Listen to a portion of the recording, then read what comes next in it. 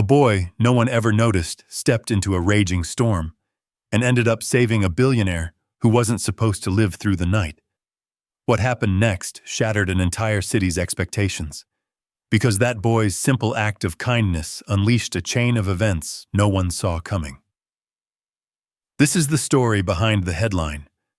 Poor black boy aids an old man in a storm. What the billionaire did next shocked all. The storm had barely passed when the 3 black Cadillacs rolled into East Baltimore like shadows slicing through the morning haze. Their engines hummed low, steady, too smooth to belong anywhere near the rusted fences and peeling paint of the Fremont Homes apartments. People on the sidewalks stopped mid-step. An old man pushing a shopping cart froze. A mother pulled her toddler closer. Everyone knew what black SUVs meant around here, but no one ever expected 3 at once. Rainwater dripped from the balconies as 4 men in tailored black suits stepped out, their polished shoes splashing against puddles. Dark glasses, earpieces, faces carved from stone. They moved with the kind of confidence that came from having power. Real power, the kind that never had to raise its voice. Their presence alone sent a chill across the courtyard, colder than the storm the night before. They didn't speak to each other. They didn't have to. One of them opened a leather folder, glanced at a sheet inside, then nodded toward the entrance. Without hesitation, they marched into the building, their footsteps echoing sharply through the stairwell. The sound climbed the walls, rattling old pipes, carrying through thin apartment doors like a warning. On the 2nd floor, Mrs. Hughes dropped her grocery bag. On the 3rd, kids playing with a half-flat basketball ran for their apartments. On the 4th, someone whispered, "It's the feds. Gotta be. Somebody's getting taken today." The men stopped at apartment 4B. A breathless quiet settled over the hallway.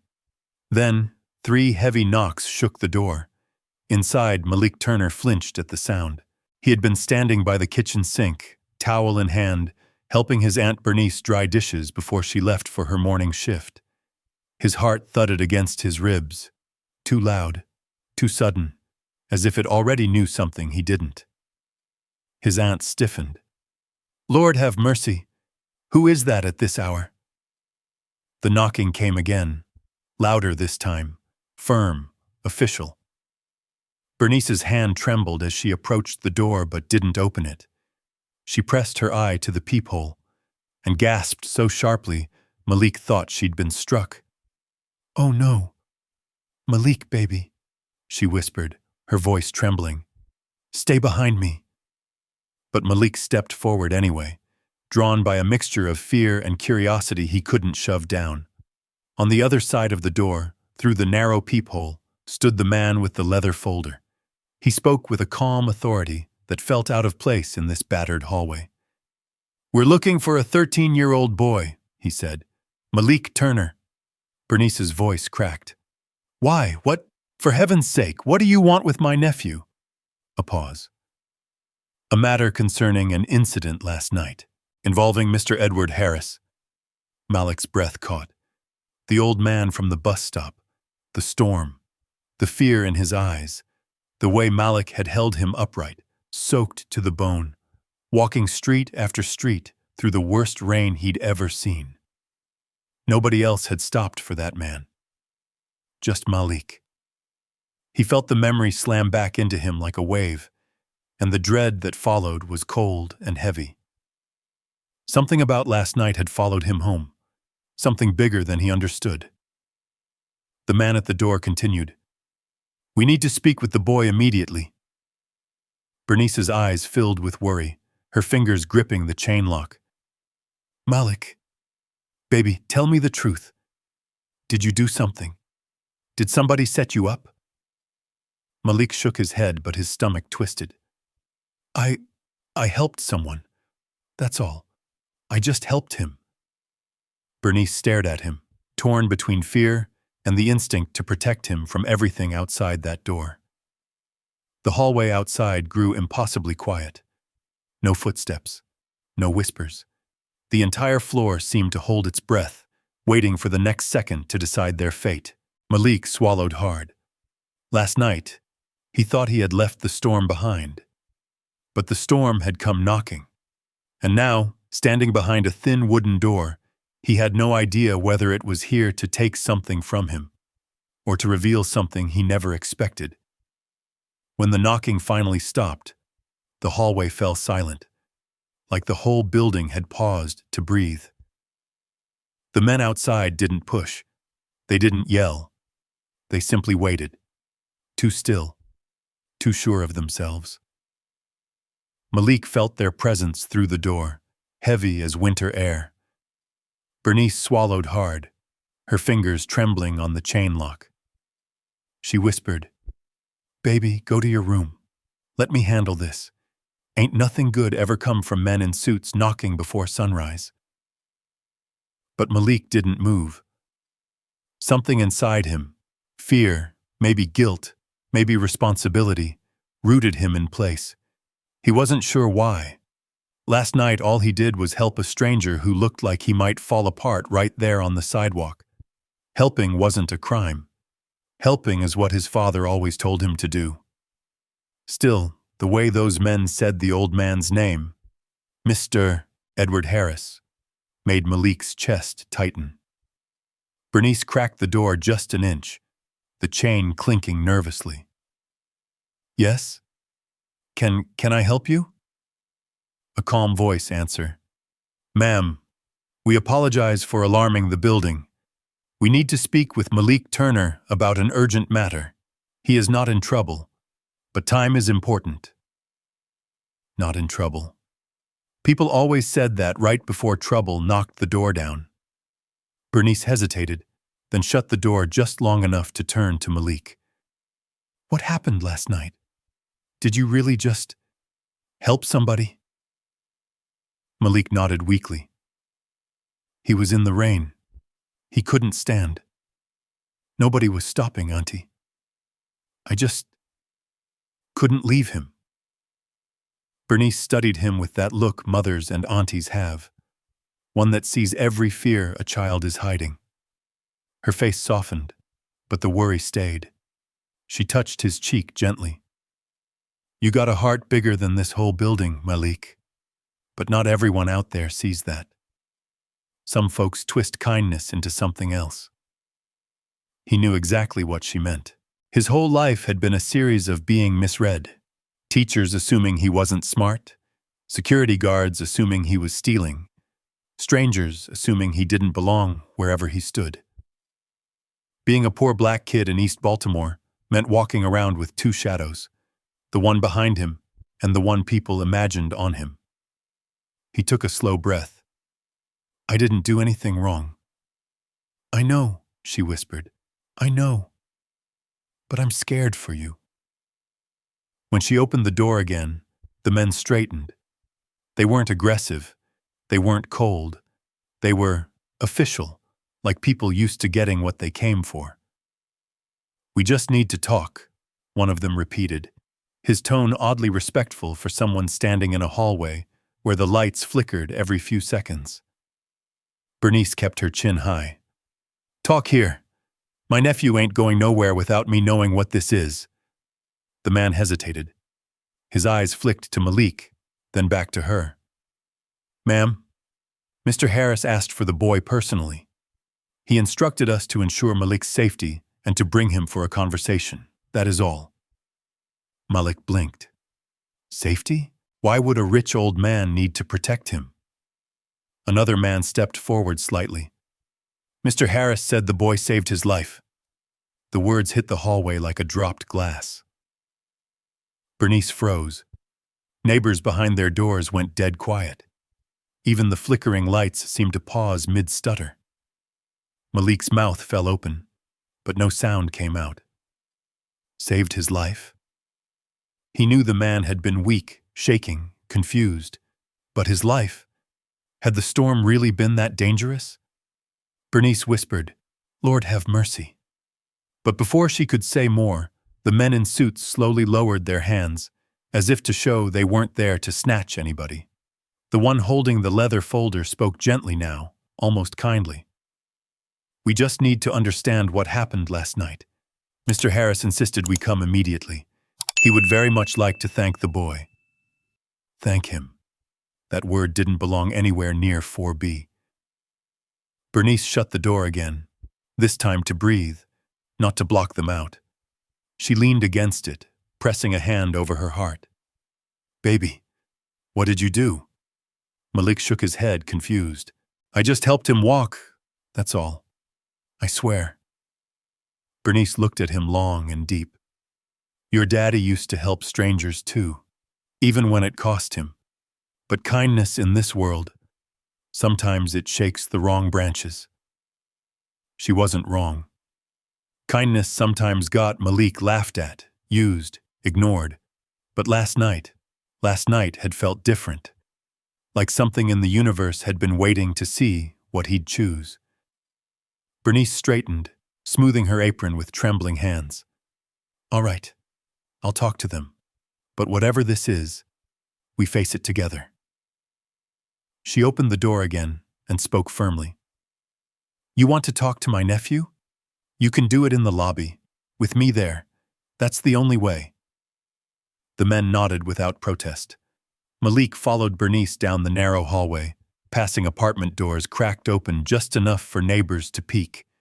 Faces he knew, faces that had never looked afraid for him before, hushed their whispers as he walked by. Is that the Turner kid? What'd he get into? They said some old rich man almost died. The stairwell smelled like wet concrete and old cigarettes.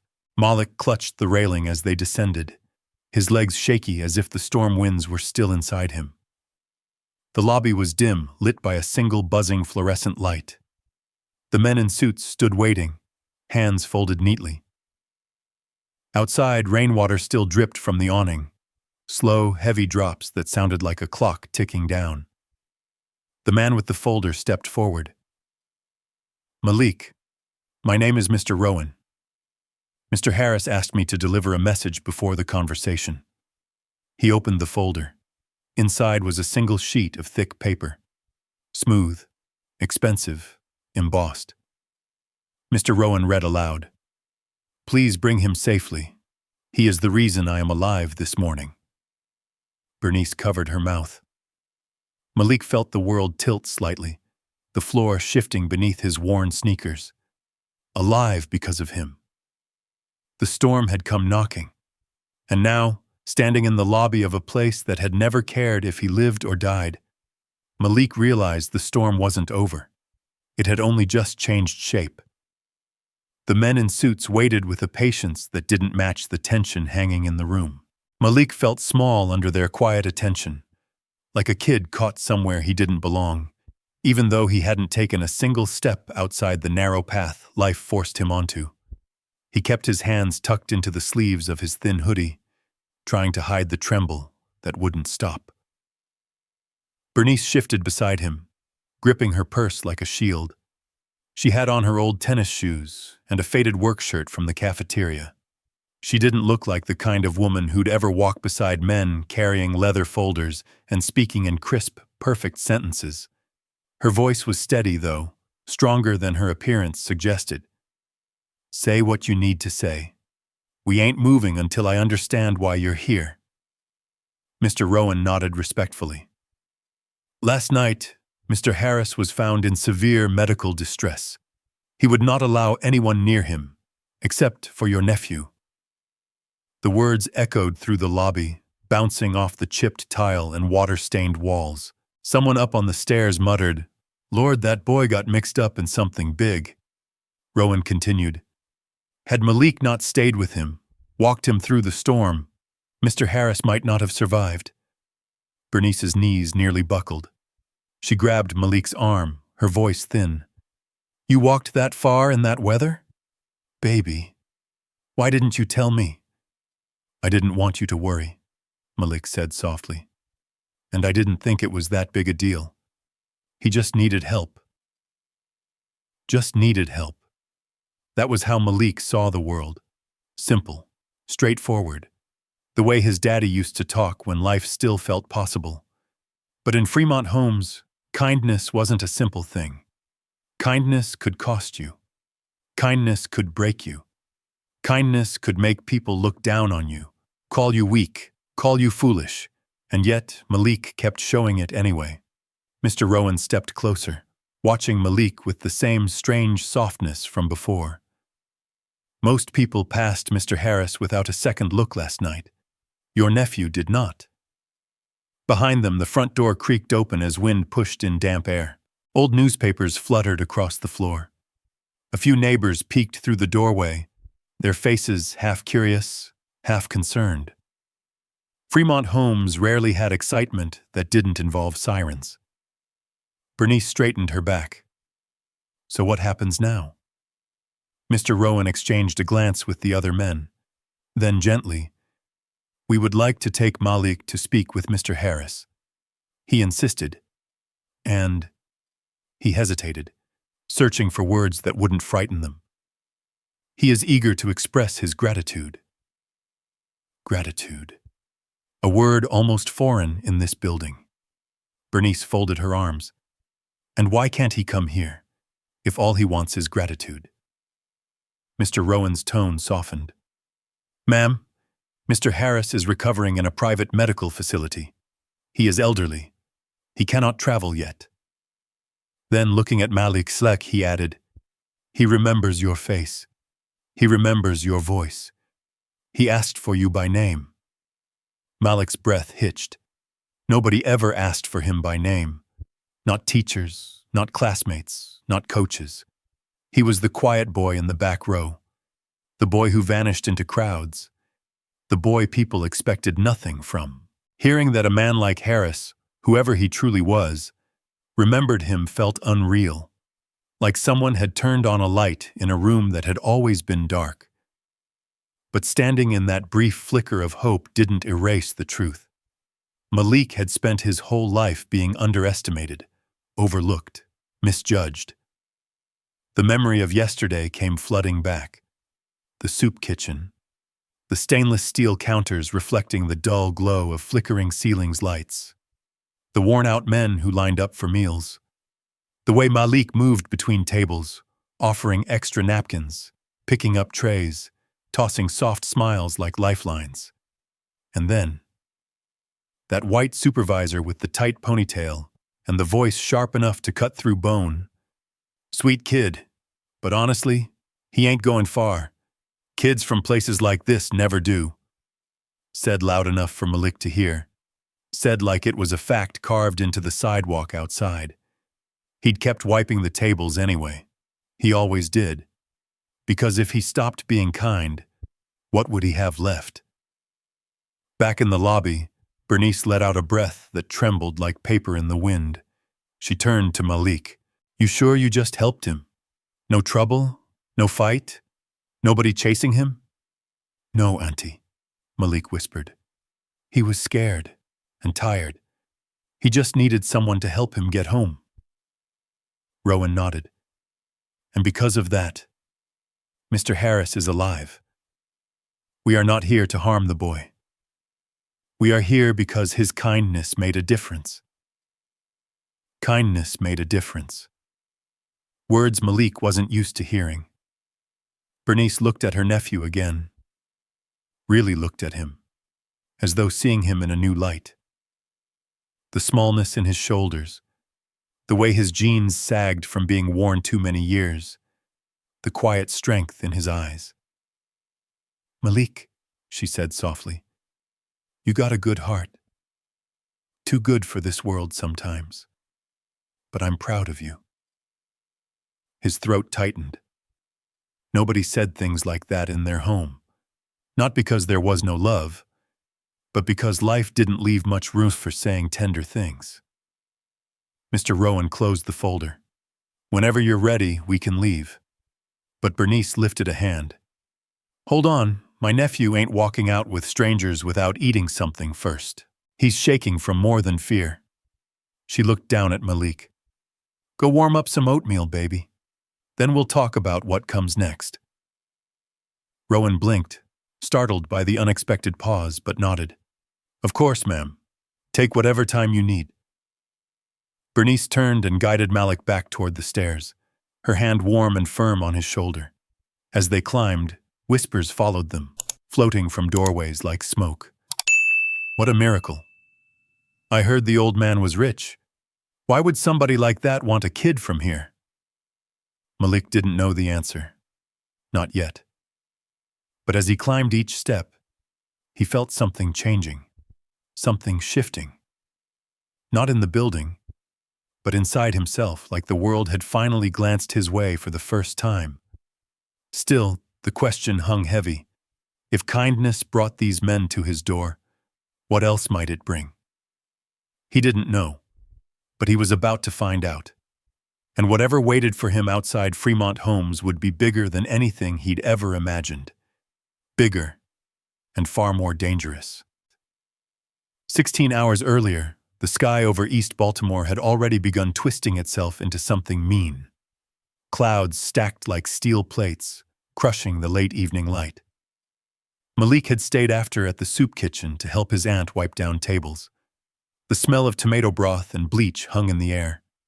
When Bernice finally waved him off, insisting she'd finish the rest, he stepped outside into a world that felt heavier than it had any right to be.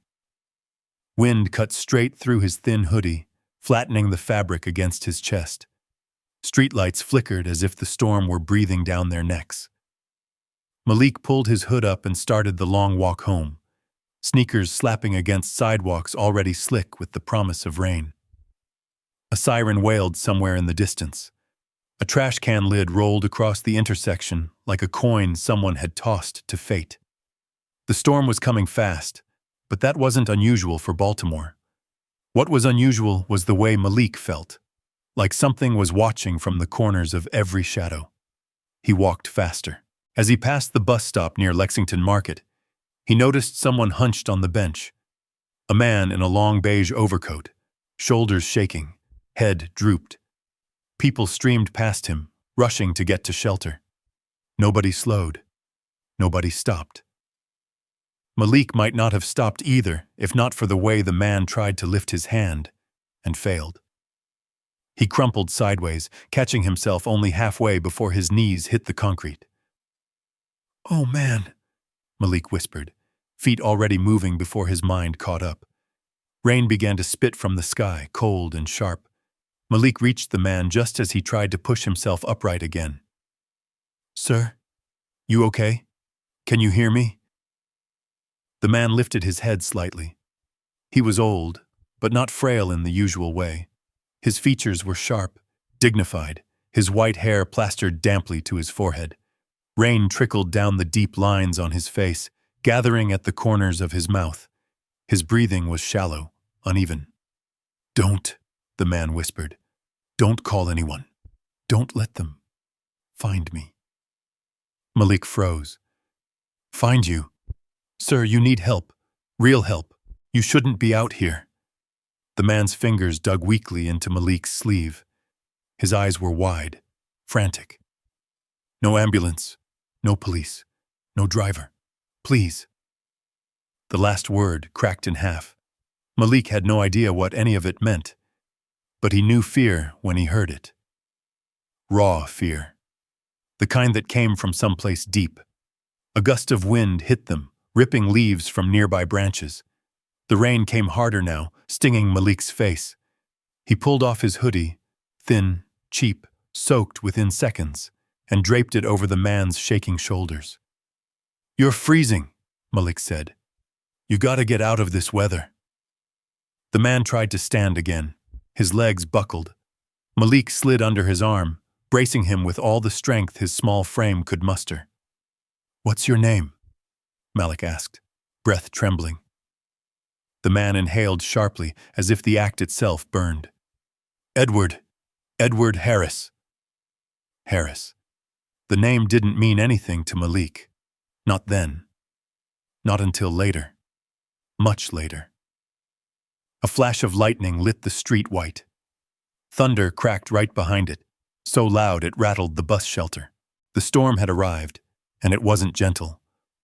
"Okay, Mr. Harris," Malik said, tightening his grip. "We gotta move. Where do you live?" "Guilford," the man exhaled. 12 blocks." 12? In this storm? Malik shook his head. Sir, that's not safe. We should. Headlights flared.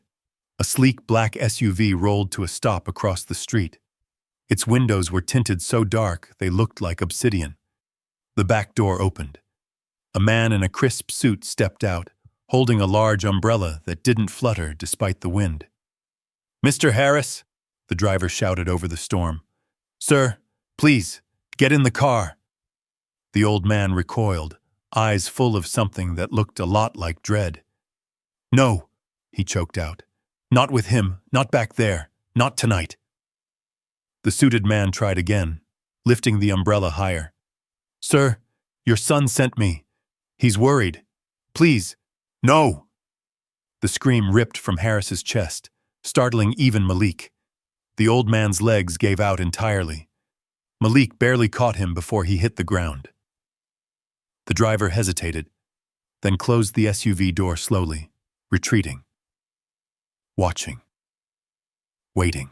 Rain hammered the pavement in sheets now, bouncing off curbs and pooling around their feet. Malik's sneakers were already soaked through, the holes in the soles letting in every drop of cold water. But he didn't let go of the old man. Okay, he said, swallowing hard. Okay, we'll walk. You shouldn't, Harris gasped. You'll get sick. So will you, Malik shot back. And no one else stopped. So I guess it's just us. For a moment, Harris stared at him, really looked at him, through the rain blurring their faces. Something shifted in his expression, something Malik didn't understand. Then the old man nodded. Malik tightened his grip. Let's go. They took the first step, then another, 12 blocks, through a storm that knocked out power lines and sent trash cans skidding across intersections. 12 blocks with a stranger who had secrets deep enough to fear his own driver. 12 blocks that would thread Malik's name into someone else's story in a way no one, not Malik, not Bernice, not the men in black suits, could have guessed. With each step, Malik's heart pounded harder, not just from the effort, but from the strange certainty forming in his chest. This wasn't just a walk in the rain. Something bigger was happening, something that would not leave his world the same. Rain swallowed their footsteps as Malik and Mr. Harris pushed forward, block after block turning into a blur of dark sidewalks and bending streetlights. Wind slapped sheets of cold water against their backs, and thunder cracked with enough force to make Malik's ribs vibrate.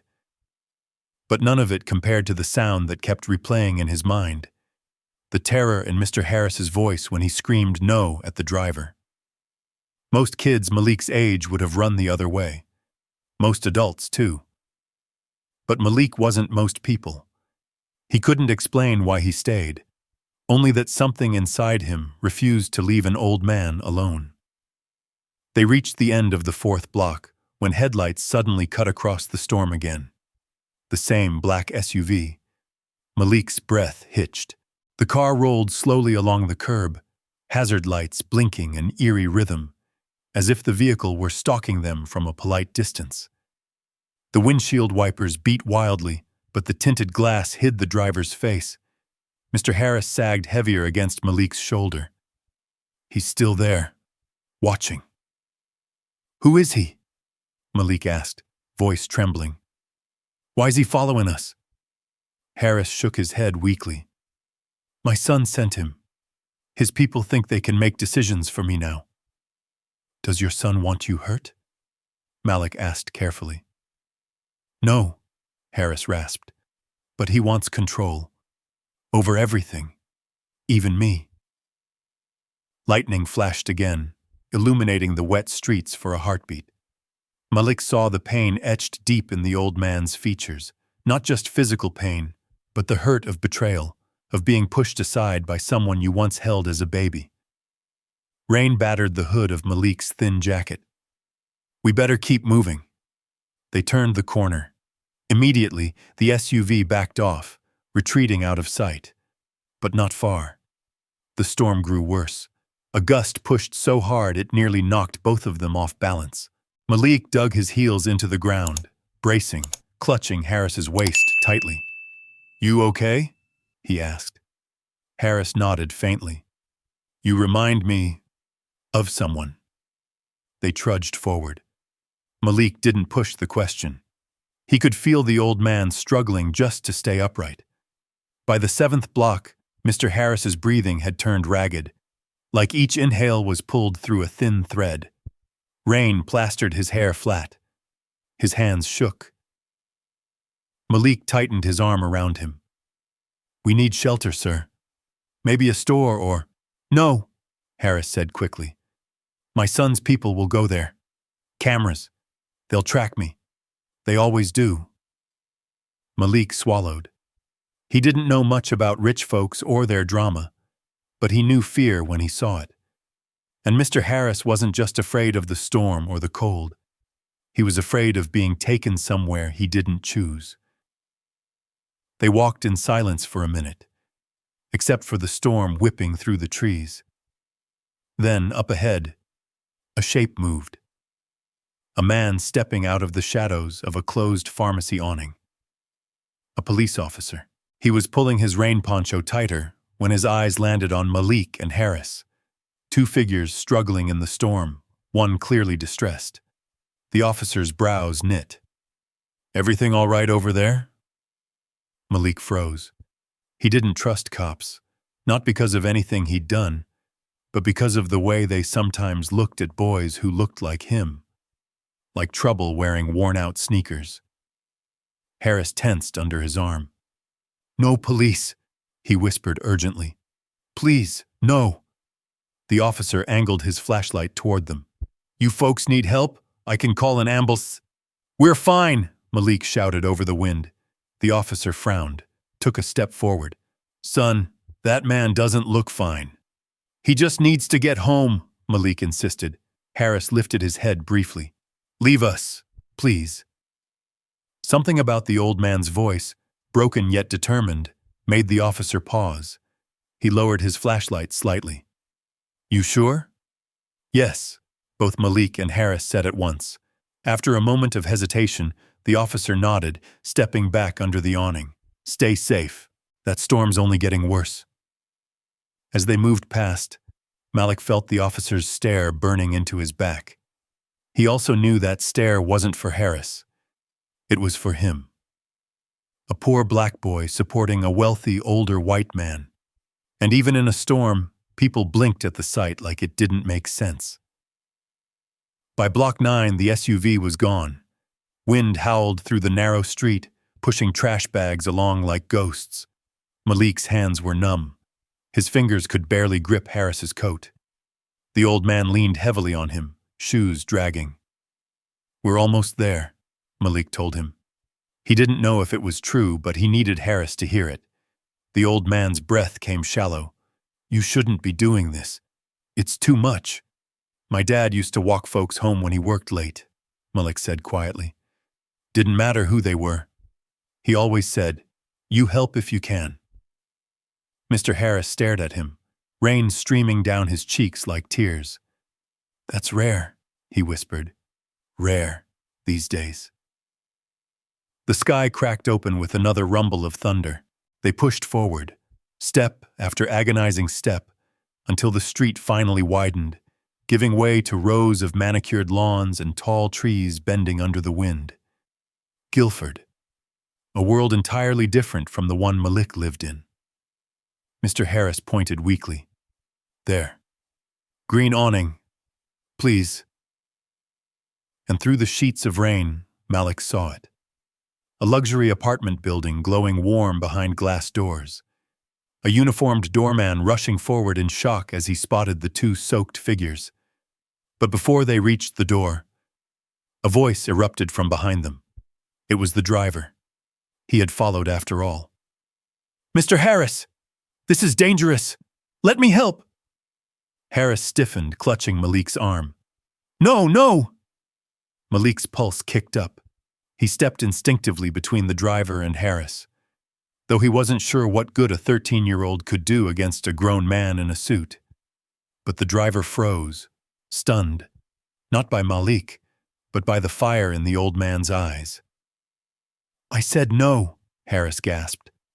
"This boy is helping me." "You were not." The driver hesitated, then slowly backed away, defeated by a man too exhausted to lift his own weight, but strong enough to decide who he trusted. Malik tightened his hold. "Come on, sir. We got you." They crossed the last stretch of sidewalk. The doorman rushed forward, arms wide. "Mr. Harris, dear God, let me call a doctor." But all Malik heard as the lobby doors opened and warm light spilled across the floor was the soft whisper of relief in Mr. Harris's voice. "You brought me home." Malik didn't smile. He didn't puff up with pride. He simply nodded once, rain dripping from his eyelashes. "It's what you do," he said softly. "You help if you can." And though he didn't know it yet, those 6 words were about to change everything in his life, in ways too big, too wild, too impossible to imagine. The warmth of the lobby behind the glass doors lasted only a heartbeat. As soon as the doorman reached for Mr. Harris, Malik stepped back, letting the weight of the moment slide off his narrow shoulders. He didn't hope for praise. He didn't wait for thanks. He just wanted the old man safe. That was all. But the storm wasn't done with him yet. 12 blocks, Malik whispered under his breath as he backed toward the sidewalk again.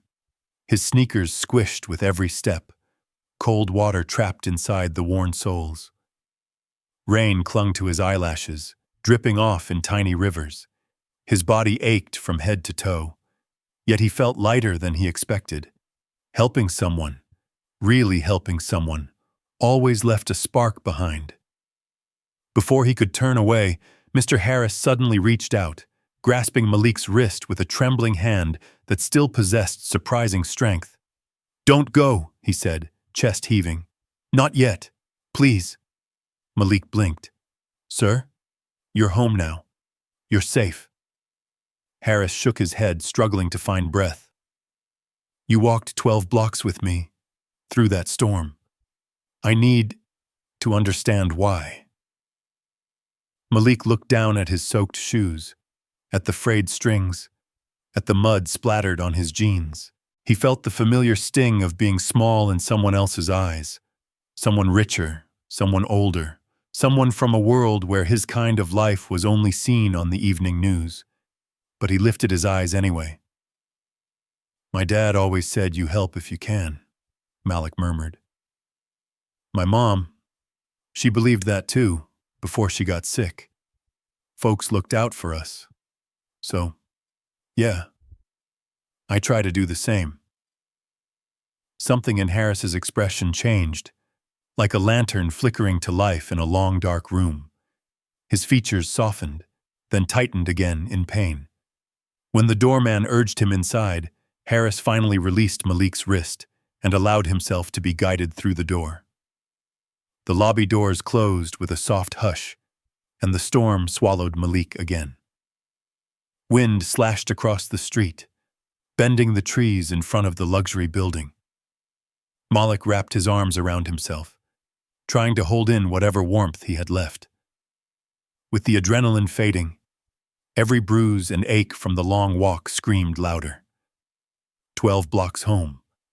12 blocks back through the same pounding rain, except now alone. Malik turned and began the return journey. The storm had not eased. If anything, it seemed angrier that he had slipped through its worst fury the first time. Lightning split the sky above the wealthier neighborhoods, illuminating clean sidewalks and manicured lawns. The difference between this world and his own felt sharper tonight, like the storm had peeled the paint off reality itself. His clothes clung heavy to his skin. Water streamed down his neck into his shirt. His fingers were numb. Every few steps he had to blink away rain that felt like needles. But he didn't rush. He couldn't afford to slip.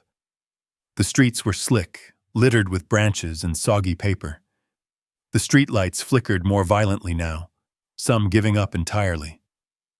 He passed a row of houses with wide porches and untouched flower beds. Curtains glowed warmly behind their windows. Nobody inside knew a child was walking alone through a city storm. His breath hitched at the thought. He hugged his damp hoodie closer to his chest, the same thin hoodie he had wrapped around Mr. Harris. Without it, the wind bit straight through him like he was barely there. Halfway through Block 2, he felt the weight of exhaustion pull him downward. His shoulder throbbed from supporting Harris's full weight for nearly an hour. His lower back ached. His legs trembled. A bus roared by, splashing a wave of gutter water onto his already drenched jeans. Malik flinched from the icy shock but kept moving, teeth clenched. Block 3. Block 4. The streets grew emptier as he pushed deeper into East Baltimore. No one walked at this hour, especially not in this weather. A stray newspaper circled around his feet, slapping wetly against his ankles before tumbling away. At Block 7, he paused under a flickering street lamp. Water cascaded off his curls as he pushed them from his eyes. He breathed in through his nose, letting the rain cool the burn in his lungs. His thoughts drifted to the soup kitchen, to school, to the sketchbook under his bed filled with bridges he dreamed of building someday. None of those dreams made sense in the real world. Not when rent was late again. Not when Aunt Bernice's knees were failing. Not when every adult he became said kids like him didn't make it out. But tonight, something had shifted. Someone needed him, and he didn't fail them. That meant something, even if nobody else ever knew. He pressed on. By Block 9, thunder rolled low, close enough to rattle the windows lining the street. Malik quickened his pace. He wasn't afraid of storms. Baltimore saw plenty. But tonight the wind moaned through alleys with an edge that made him want to be somewhere safe, in dry clothes, with something warm in his stomach. Block 10. Block 11. He crossed into his neighborhood, the one with peeling paint, cracked sidewalks, and apartment windows glowing faint yellow. Home. The storm still raged, but here it felt familiar, softer somehow. The buildings might be old, but their lights were steady, their foundations strong from surviving decades of weather.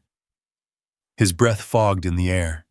He wiped his face again, pushing through the last stretch, and finally, he reached the entrance to Fremont Homes. The awning dripped steadily, forming a curtain of rain around the doorway. Malik stopped under it, letting himself breathe for a moment. His whole body shook now, from cold, from exhaustion, from everything. But he had made it. He reached to open the door, when suddenly it jerked open from the inside. Aunt Bernice stood there, hair frizzed from worry, apron still tied around her waist. Her eyes widened at the sight of him. "Baby," she gasped. "Where in God's name? Look at you.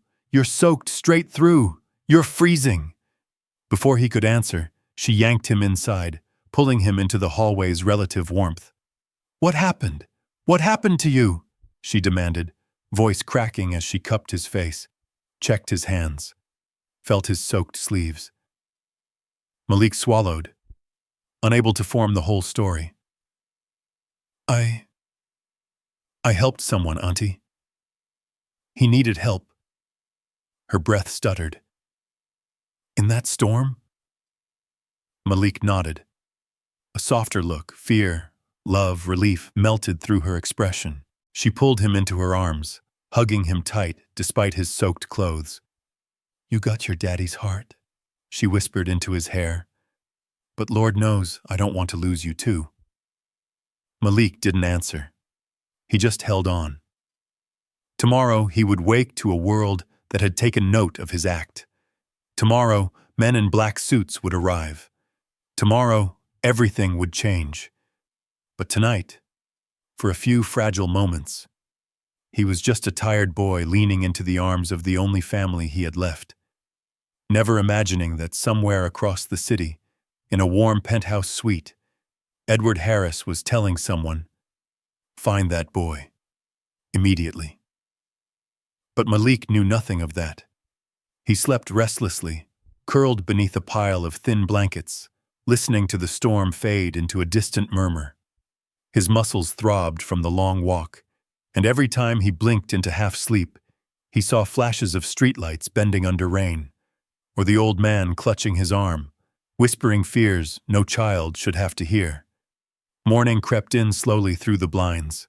Gray, cold, heavy. Fremont homes always felt colder than the weather outside, like the concrete walls kept old winters trapped inside them. Malik woke stiff and sore, the ache in his back reminding him that last night was not a dream. He had carried a man through a storm, a man whose name, Harris, he still didn't fully understand. Bernice was already in the kitchen, stirring a pot of oatmeal she'd stretched with milk to make it last. Her shift didn't start for hours, but she moved around with tired determination. When Malik sat down, she placed a steaming bowl in front of him. "You barely slept," she murmured, brushing a hand across his forehead. "You're warm. You feel all right?" "My legs hurt," he admitted, "but I'm okay." She nodded, her face softening. "As long as you're safe." After a moment, she added quietly, "That man you helped, he must have been real scared." Malik hesitated. Images flashed through his mind, the trembling hands, the refusal to enter the SUV, the fear thick in Harris's voice. "He was," Malik whispered, "like he was running from someone." Bernice paused mid-stir, her eyes narrowing with worry. "You sure you didn't get caught in something dangerous?" Before Malik could answer, a loud knock shook the front door. Sharp, sudden, unmistakable. Bernice's spoon clattered against the counter. "Oh no, again?" she whispered. Malik's stomach dropped. He knew that knock now, the controlled strength, the certainty. The storm had come back for him, but this time on polished shoes.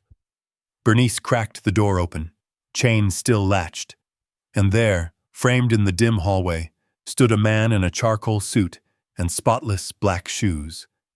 Not one of last night's men, but just as official.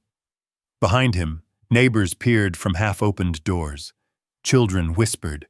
Adults frowned. Fremont homes had never been so alert at this hour. The suited man spoke with calm authority. "Ma'am, my name is Jonathan Veer. I represent the Harris family. We're here for Malik Turner." Bernice's heartbeat throbbed in her throat. "What do you want with my nephew?" Jonathan stepped slightly to the side, revealing two more individuals behind him. Another man, a woman holding a slim briefcase. Their posture was respectful, but their presence filled the entire hallway. "It's important," Jonathan said evenly. "Mr. Harris wishes to thank the boy who helped him last night." A ripple of shock moved down the hallway. The Harris name carried weight. Even here, where wealth felt like a myth whispered by those who had given up on dreaming. Bernice's voice cracked. He mentioned my Malik by name?" "Yes, ma'am," repeatedly. The woman with the briefcase nodded, her expression sincere. "Mr. Harris insists on seeing him today." Bernice turned to Malik. He felt every pair of eyes on him, heavy as the storm from last night.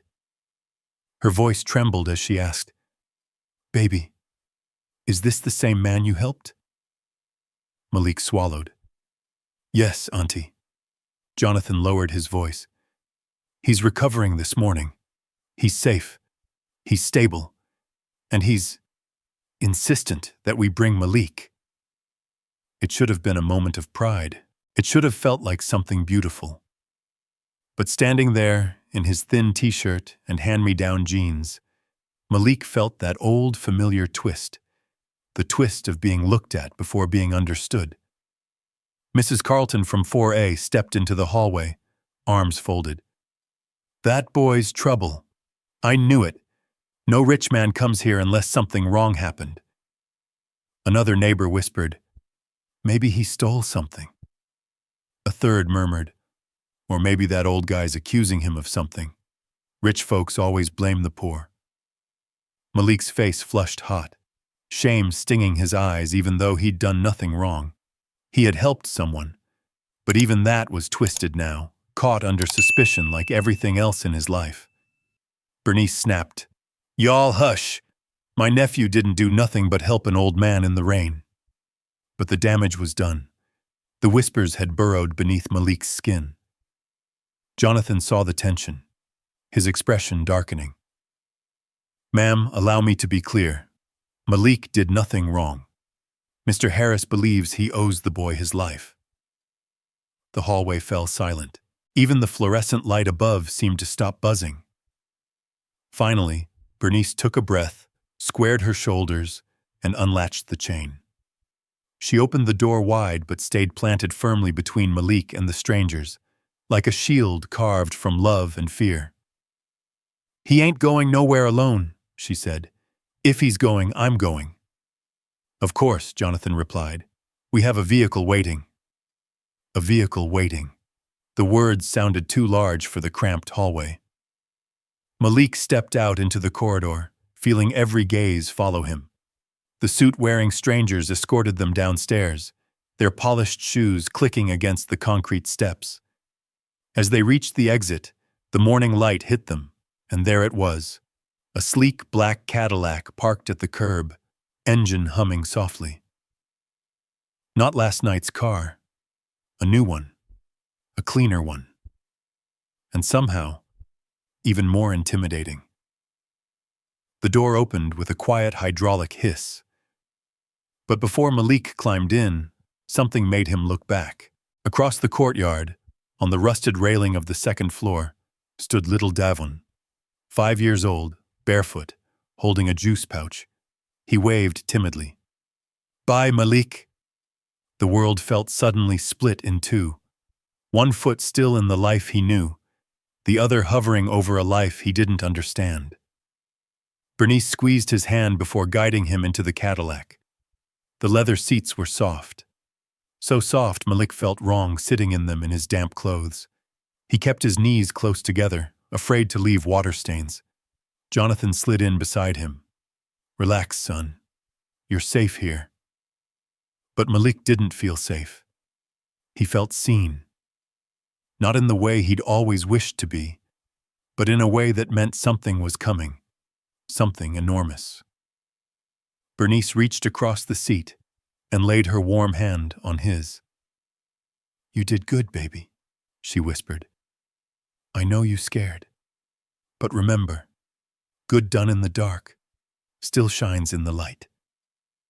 Malik nodded, swallowing hard.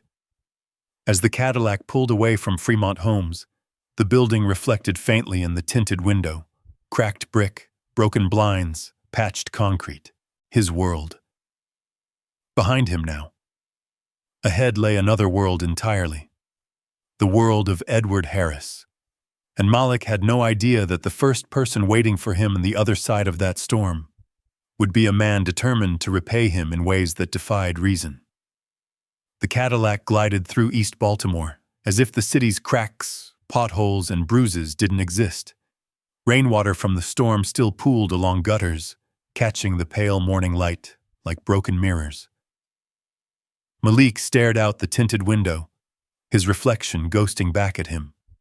A skinny kid with tired eyes and a hoodie still damp around the cuffs. Beside him, Aunt Bernice sat stiff as a board, one hand clenched around her purse strap, the other resting protectively near Malik's knee. The car hummed past boarded-up row houses, corner stores with faded awnings, half-lit laundromats. The world outside was his world, loud, worn, unpredictable. But inside the Cadillac, everything felt muted, quieter than he was used to. Too quiet. The kind of quiet that pressed down on a person, making them wonder what awaited on the other side. Jonathan Veer, seated across from them, studied a tablet. His posture was straight, elegant even, like he'd been trained to sit that way since birth.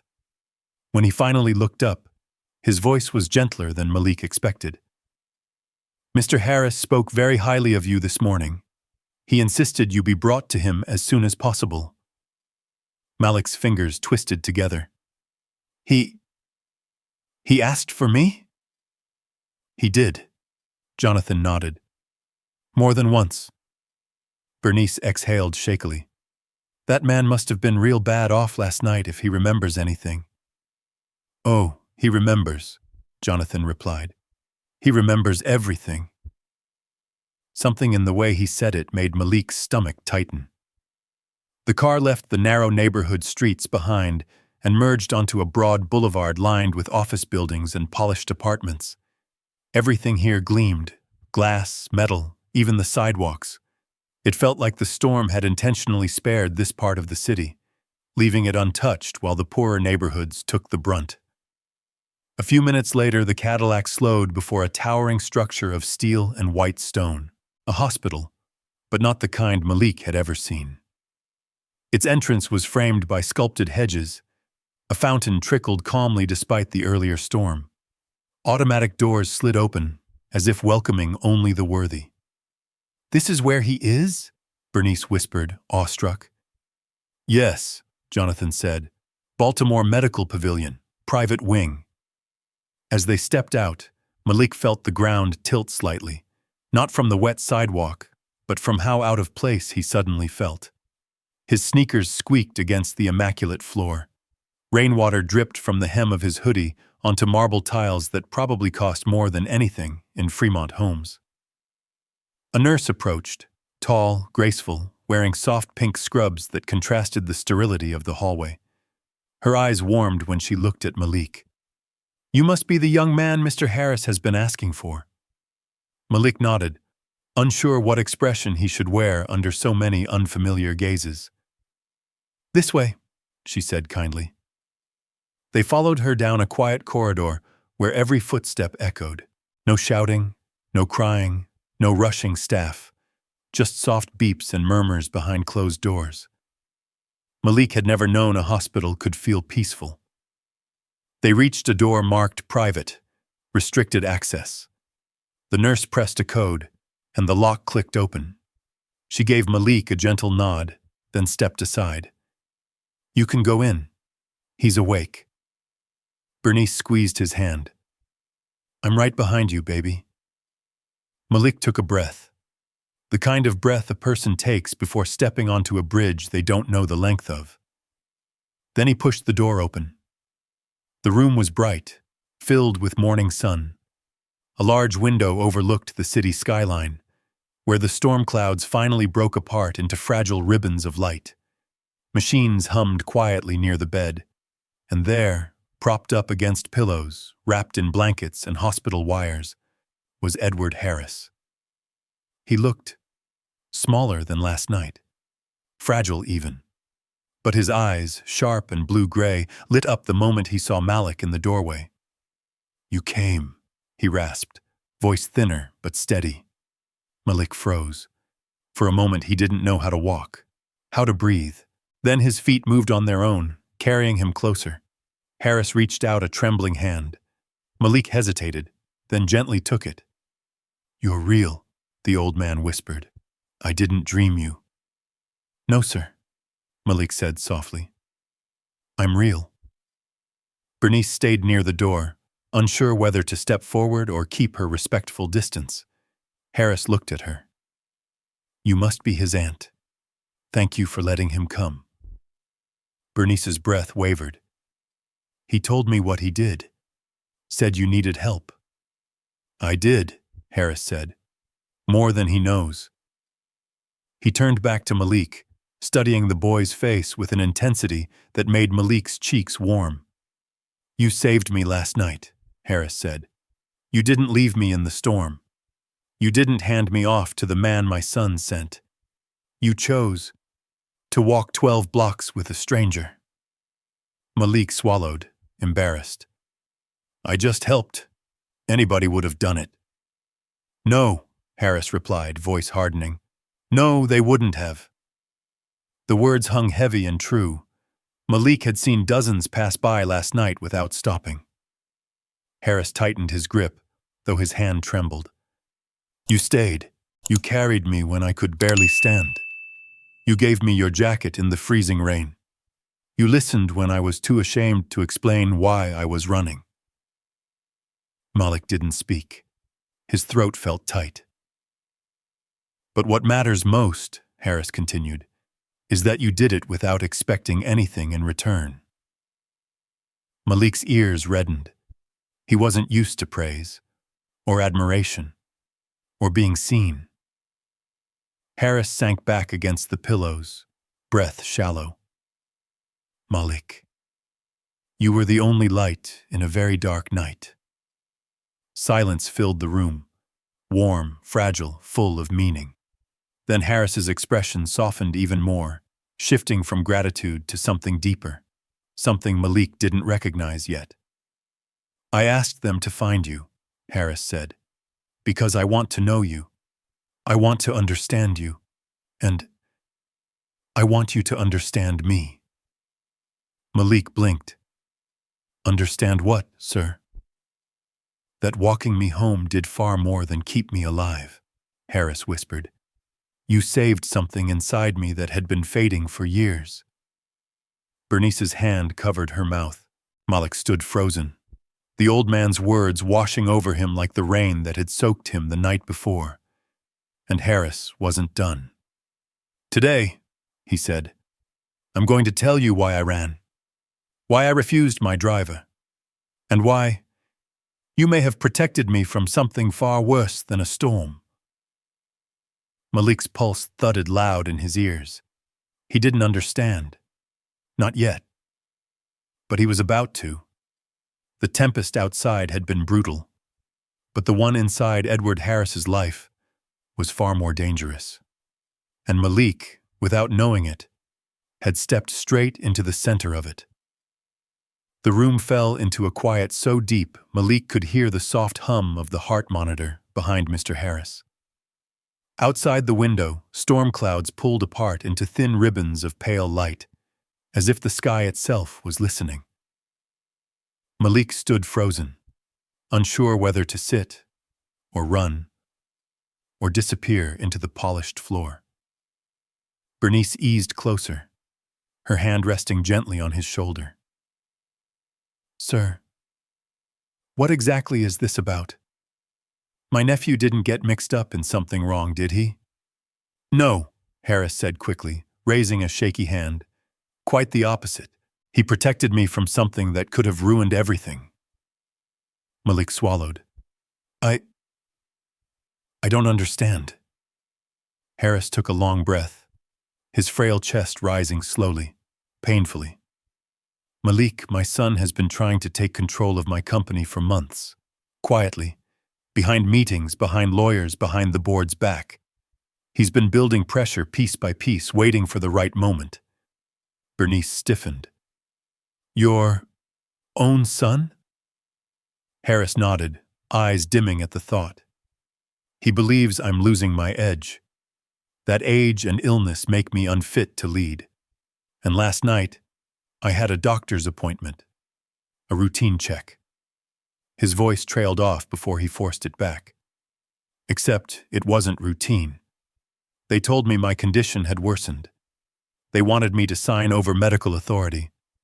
My son insisted his people, his driver, take me directly to a private residence afterward. Malik frowned. Why? To finish what he started, Harris whispered. If I had gotten in that car last night, I believe I would have disappeared from my own boardroom, from my own life. Bernice gasped softly. But you wouldn't go, Malik said quietly, remembering the panic in the rain, the desperate refusal. No, Harris said, because something didn't feel right. And when I left that medical building, the storm hit. I couldn't breathe. My legs gave out. And the only person who came toward me was you. Thunder echoed faintly in the distance. Though the storm had mostly passed, Harris's eyes softened as he stared at the boy standing before him, thin, shivering slightly, jeans still worn at the knees. You lifted me up, he said. A child who had no idea who I was. You didn't leave me behind. You didn't ask me questions. You didn't judge me. You held on to me when I could barely stand. Malik looked down, embarrassed. Anybody would have helped. No, Harris said firmly. You saw a man in need when others saw trouble. You walked 12 blocks in freezing wind because you thought my life mattered. His voice cracked.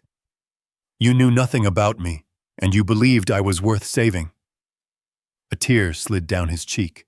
Bernice reached for a tissue box on the bedside table and handed him one, unsure whether to speak. No one in Fremont Homes was used to seeing a wealthy man cry, not in front of them. Harris wiped his eyes, then looked at Malik again, long and searching. I asked my people to find you before my son did, because I want to speak to you privately before anything else happens. A knock sounded softly at the door. Jonathan stepped in with the briefcase woman, both standing respectfully. Sir, are you ready for the documents? The board is waiting for your decision.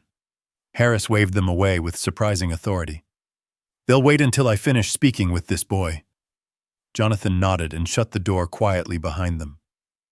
Malik felt his pulse thudding in his throat. Sir, I don't get why I'm here. I didn't do anything special. Malik, Harris said gently, you did something extraordinary. And because of that, I intend to set things right. Not only for myself, but for you. Bernice's breath caught. Set? What right? Harris shifted slightly, wincing from the strain. Before I make any decisions with my board or my company, before I confront my son, I need you to hear something. He reached for the drawer beside his bed with shaky hands. Malik instinctively stepped forward and opened it for him. Inside lay a single photograph, faded at the edges, creased from years of handling. It was of a young man, maybe 18, standing in front of a model bridge. His smile was bright, confident. My son Michael, Harris said softly. He passed when he was 17, drunk driver. He wanted to be a civil engineer. He believed in building bridges, real ones and the kind between people. He sighed. His death broke something inside me, and I've spent years trying to patch it with money, buildings, but none of it brought back the kindness he lived by. He looked at Malik with eyes full of memory and grief. Last night, you reminded me of him. Malik froze, unable to speak. You helped the way Michael would have, Harris whispered. With heart first, without hesitation. Bernice dabbed at her eyes. And because you did, Harris continued, I realized something. Maybe I can't fix what's broken in my own family, but I can honor what was good in the son I lost. His gaze softened. And that begins with you, Malik. The room filled with a hush so deep it felt like the world held its breath. Malik's voice trembled. Sir, what does that mean? It means, Harris said, that walking through a storm is never just a walk. Sometimes it is the moment a life shifts. Sometimes it is the moment a life is saved. He paused. And sometimes it is the moment a future begins.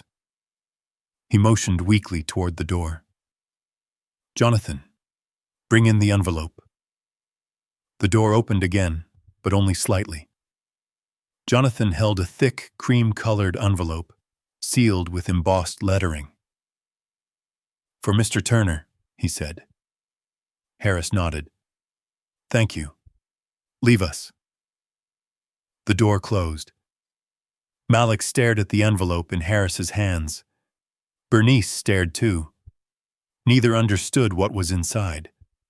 But both understood that whatever it was, life as they knew it, was no longer the same. Harris held the envelope toward Malik. This, he whispered, is only the beginning. Malik didn't reach for it right away. His fingers hovered, unsure, trembling in a way he hoped no one noticed. The envelope looked heavy. Too heavy for something made of paper, like whatever lived inside it carried a weight he wasn't ready to lift. Bernice stepped closer, her voice barely above a breath. Go on, baby. Take it. Slowly, Malik accepted it from the old man's hand. The envelope was thick, warm from Harris's touch, sealed with the embossed crest of the Harris Foundation. His heart pounded loud enough he swore the machines in the room could hear it. "Open it," Harris urged gently. Malik glanced at his aunt. She nodded. He slid a thumb under the seal and unfolded the flap. Inside lay a letter, handwritten, ink slightly smudged, and beneath it, something else. A slip of paper thick enough to be official. Money? A receipt? Malik wasn't sure. He read the letter first. "Malik, you gave me something last night I have not felt in many years. Reason. Reason to keep fighting. Reason to believe that kindness still lives in this world. You asked for nothing from me. That is why I want to give you something now. Something that may take the weight from your shoulders for a little while." Al-Tiyamai Harris. Malik blinked at the signature. The handwriting trembled on some letters, as though written by a man fighting weariness. His eyes drifted to the second paper. When he turned it over, the world seemed to tilt. A check, made out to Bernice Turner. Amount, $5,000 memo. For rent, medicine, and peace of mind. Bernice gasped so sharply, Malik jumped. Her hands flew to her mouth. Tears welled instantly, spilling before she could even choke out a word. "Oh, Lord," she whispered. "Oh, my Lord." Malik's own throat closed. "Sir, I can't, we can't." "It's already done," Harris said, voice steady. "I instructed my foundation to issue it before I was brought here. Your kindness deserves a return." Malik shook his head. "But I didn't do it for money. I didn't want anything." "And that," Harris replied, "is exactly why it means something." He sounded tired now, but clearer, as though lifting a truth he'd held too long. "Last night," the old man said, "I kept thinking I would die out there, that the storm would take me. And then you came along. This small, determined boy with a jacket too thin for winter, hands too cold to make a fist. And you carried me. You soaked yourself through. You never complained. You never asked why." Malik stared at the floor. Shame? Humility? Fear? He didn't know which feeling owned him. "I didn't want nobody to die," he whispered. "That's all." Harris's eyes softened. "That is a rare heart, Malik Turner." The machines behind him beeped rhythmically, filling the silence that followed. The old man turned slightly, wincing in pain, but kept looking at the boy. "What I'm about to tell you," he said quietly, "I haven't told many. But I owe you the truth." Malik's breath hitched. Harris drew a slow breath. "I have heart disease. Advanced. 6 months. Maybe a year if treatment goes well." Bernice covered her mouth, whispering a prayer under her breath. Malik's eyes widened, stinging hot. "Sir, I'm sorry. I didn't know." "You weren't meant to," Harris said gently. "I didn't choose the storm last night, but I did choose to walk away from my driver. I needed space to think, to breathe, to decide whether fighting anymore was worth it." Malik's chest tightened. The memory of the old man collapsing, gasping, clutching his chest. It struck differently now. "But when you walked toward me," Harris continued, "when you said, 'I got you,' something shifted. You reminded me of my son, of the goodness I'd lost. You gave me a reason to try again." Malik's vision blurred. He didn't know what to say. No one had ever spoken about him like this. Not teachers, not neighbors, not even the kind adults at the soup kitchen.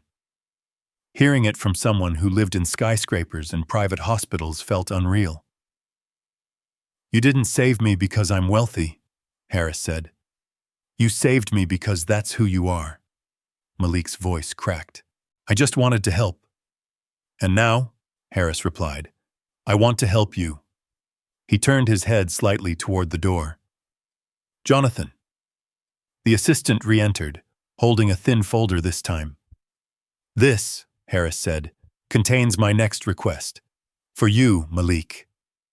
Malik looked between the folder and the old man. Request? Yes, Harris answered. I want you to meet with me again tomorrow. There is more to discuss, far more. But I want you to hear this first. He paused, gathering what strength he had left. Walking me home changed something in me. I believe it may change something in you too. Bernice wiped tears from her cheeks.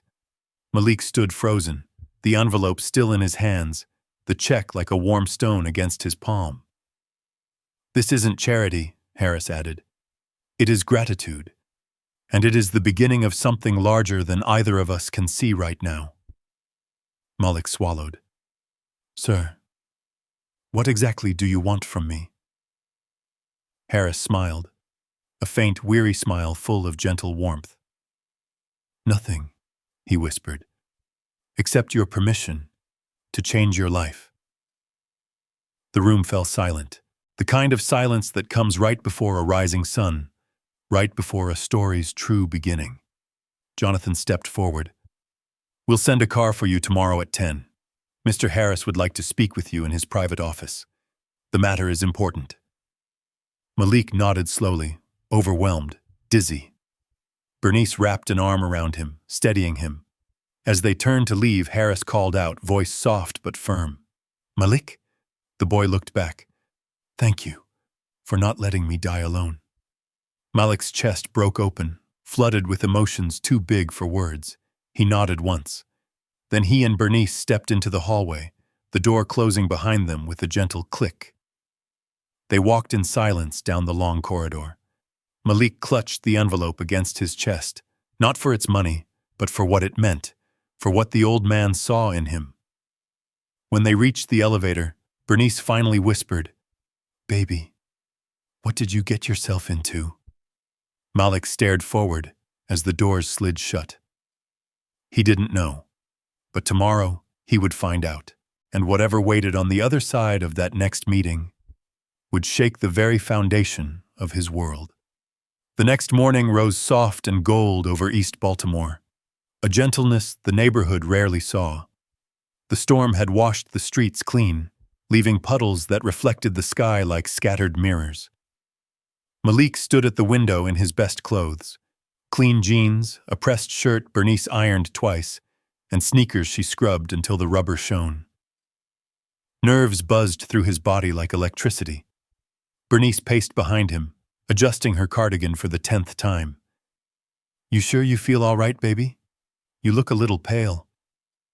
I'm fine, Malik murmured, though his stomach twisted like a knot tightening with every breath. Just don't want to mess this up. Bernice placed her hands on his shoulders. You can't mess up showing kindness. Everything else will fall where it's meant to fall. A low hum drew their attention. The Cadillac, the same kind from yesterday, rolled to a smooth stop outside the building. Neighbors peeked through blinds. Children pressed noses to windows. And old men paused mid-conversation as the sleek vehicle reflected sunlight across the courtyard. Jonathan stepped out first, dressed in a navy suit this time. He nodded respectfully. Good morning, Miss Turner. Malik. Malik managed a small nod back. His heart felt too loud. Inside the Cadillac, the silence was thicker than yesterday's. Part of it was fear. Part of it was anticipation. Bernice reached for Malik's hand and squeezed, maybe for courage, maybe to borrow some from him. The city blurred past, brick walls covered in graffiti, corner stores with neon signs buzzing weekly, faded murals of people long forgotten. The car glided into downtown, where glass buildings pierced the sky, and sidewalks gleamed like polished stone.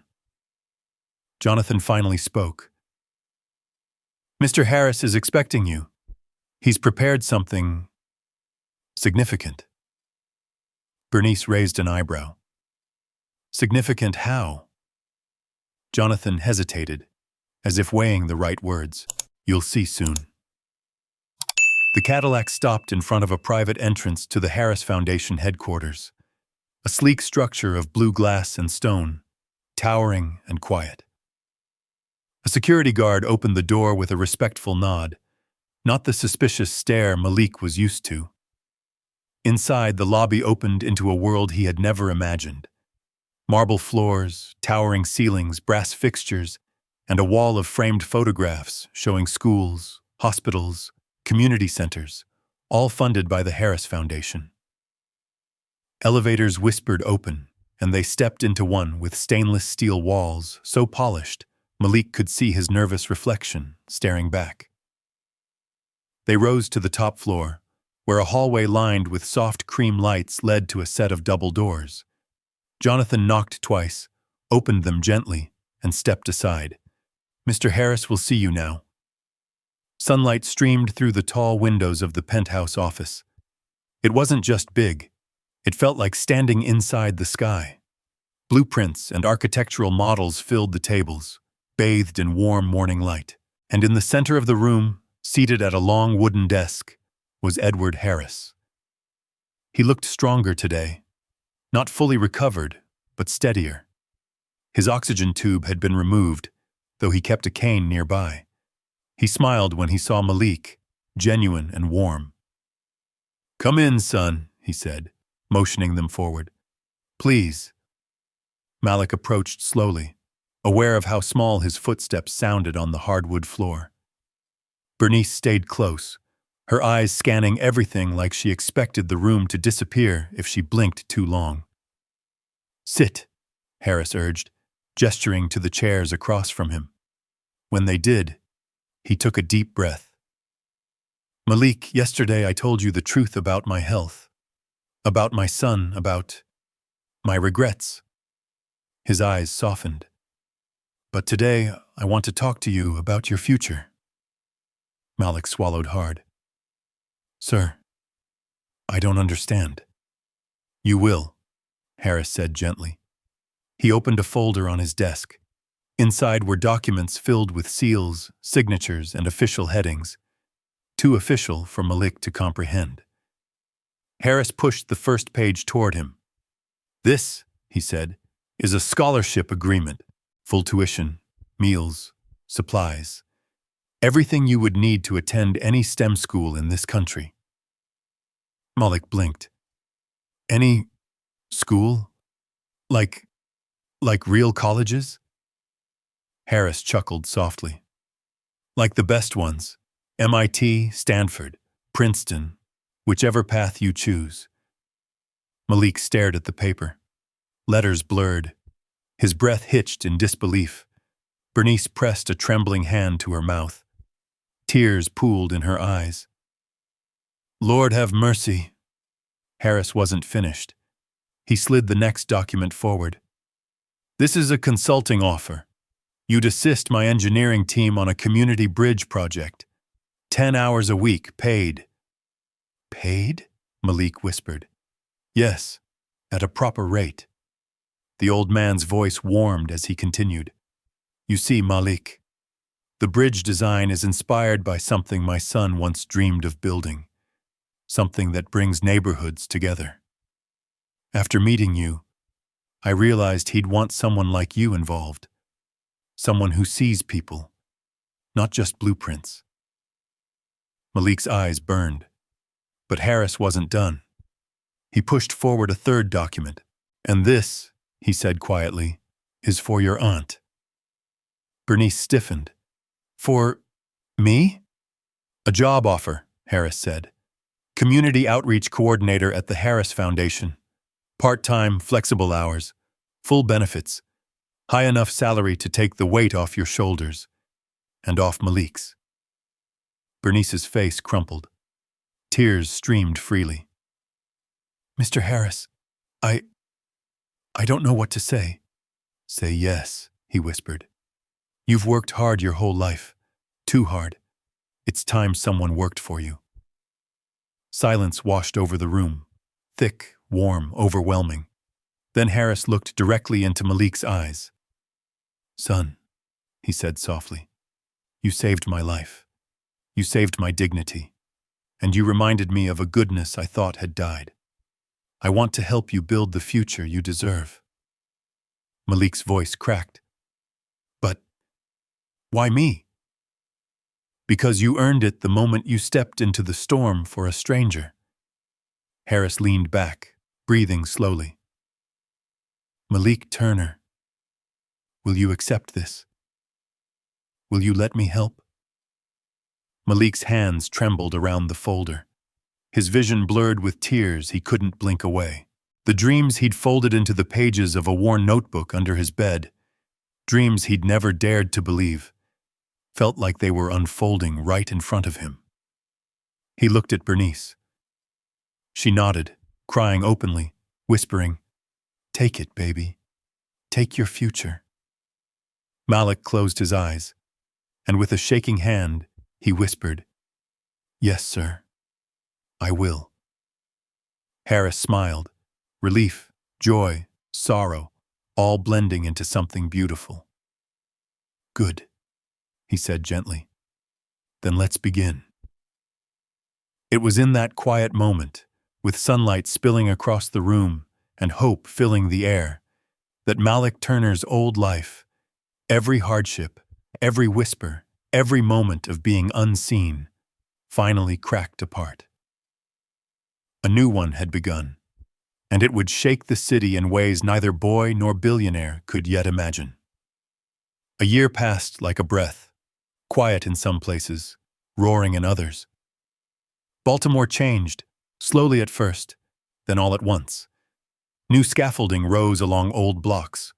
Murals appeared across brick walls where chipped paint once clung, and a bridge, a real bridge, curved over a narrow slice of East Baltimore like a silver ribbon catching every sunrise. The Stormlight Bridge, a name the city chose, but everyone knew where it came from. On an early September evening, just as summer loosened its grip, Malik Turner crossed that bridge with his backpack slung over one shoulder. He was taller now, maybe an inch and a half, and moved with a confidence he hadn't possessed a year ago. His once-worn sneakers had been replaced with sturdy work shoes. His hands, once calloused from carrying crates at the soup kitchen, now carried rolled-up blueprints and engineering sketches. He wore the badge of a student at the Harris Academy of Innovation.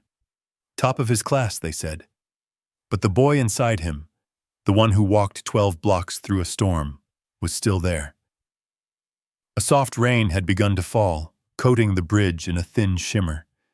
The LED lights along its railing flickered on, glowing pale blue. Malik pulled his hood up and breathed in the damp, familiar air. Across the distance, the academy's large glass windows glowed warm with evening lights. Students still lingered inside, tutoring groups, robotics clubs, kids who once thought they'd never see the inside of a state-of-the-art lab. Behind him, the city stretched wide and alive. Ahead of him, footsteps approached. A girl's voice, thin, trembling, cut through the patter of rain. "Please, someone help me!" Malik turned. At the far end of the bridge, a young girl, maybe 13, struggled to steady an elderly woman with a walker. The woman's legs buckled as she tried to step forward, wheels snagging on the slick pavement. Cars on the nearby road honked impatiently, splashing puddles toward the sidewalk.